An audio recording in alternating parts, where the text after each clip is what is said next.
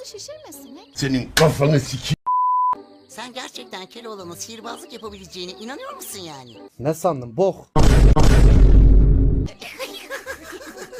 Senin ananı götünden s***. Birazdan burada görecekleriniz aklınızı başınızdan alacak. Hint diyarı mı? Annen senin kasabaya gitmene bile zor izin veriyor. Meşhur sihirbaz Ali Cengiz bile ayağıma kadar geldi ama eli boş döndü. Şu gördüğünüz sıradan sepetlerin içinde ne sırlar gizli bilemezsiniz. Aynen.